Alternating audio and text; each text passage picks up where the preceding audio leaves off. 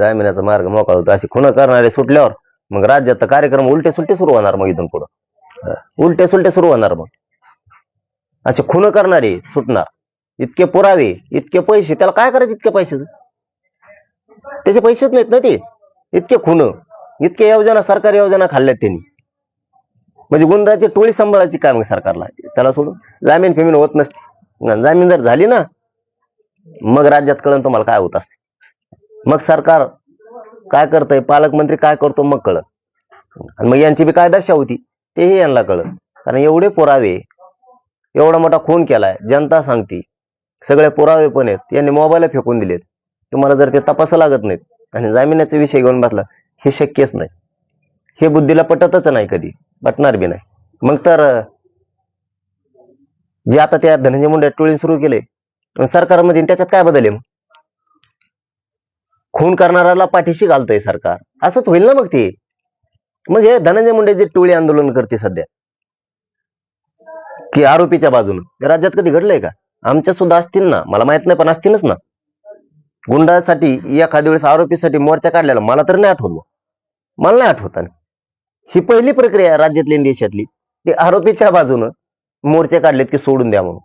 ही पहिली वेळ. आता इथून पुढे होणार आहे. इथून मागचं माहित नाही, पण इथून पुढे कोणत्या जातीत असे भांडणं खून काही झालं, आरोपीला सोडून द्या, आपण आपल्या जातीचे लोक निघाले झेंडे घेऊन, हे 100% होणार आहे आता. कारण रूढ यांनी पाडली. ह्यो महात्मा धनंजय मुंडे यांनी मोठं कुठून पुढे शिक्षण घेऊन आला काय? घेऊ पैसे आणि पैसे एवढंच दिसतं, जात नाही दिसत, काय नाही दिसत. अहो याने ना आता आता तर शंका त्याच्यावरती अशा येतात की त्यांचे लोक आहेत ना, त्यांचं सुद्धा वाजवित आहे.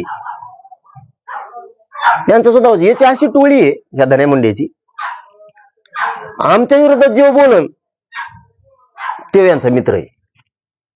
बघा नीती यांच्या इतके माजुरडी येते. मराठ्यांच्या विरोधात जो बोलल तो यांचा मित्र.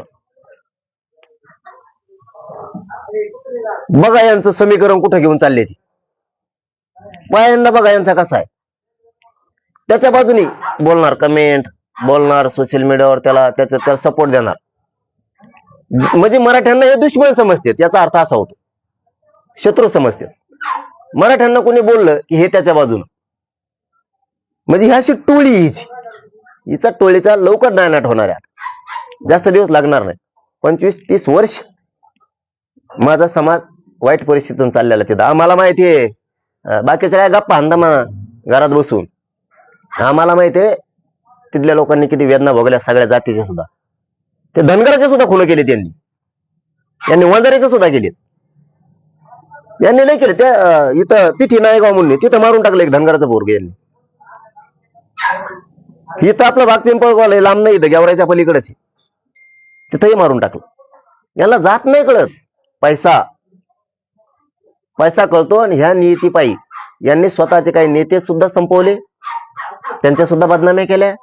ज्यांचे श्रद्धास्थान असणारे देवस्थान तिथेही ह्या टोळीनेच प्रयोग करून तेही बदनाम केलं. त्यांचे मोठे नेते होते त्यांना सुद्धा जिवंतपणे मरण यातना भोगायला लावलेली हीच टोळी. आमच्या नदी लागतोय आता. बेट्या धनंजय मुंडे, तू टोळी उठितो, आंदोलन करायला लावतो, रास्ता रोको करायला लावतो, रोड पाडायला लागला वेगळा. तो यायला पुढे इथं परळीपासून मुंबईपर्यंतची सगळ्यांना न्याय मिळणार आहे. आता कसं काय मिळत नाही बघतो आम्ही सुद्धा. म्हणून मुख्यमंत्र्यांनी एकही याच्यातला आरोपी सोडता कामा नये. जातीवाद हे करणार, दुसऱ्याला जातीवादी म्हणणार, पायंडे उलटे पाडायलेत. राज्यात मुख्यमंत्र्यांना सांगणं आमचं, आरोपीच्या बाजूने मोर्चे काढतायत. ही वाईट रूट पाडायला लागलाय, तुमच्या सत्तेचा दुरुपयोग करायला लागलाय. यामुळं ही चांगली गोष्ट राज्यासाठी नाहीये अजिबात. आणि खंडणीतले आणि खुनातले आरोपी एकच आहेत. यांना सगळ्यांना 302 लावा. जामीन एकाची होता कामा नये. जर झाली तर रस्त्यावर आम्ही आलो, सामना आमच्या संघ मुख्यमंत्री.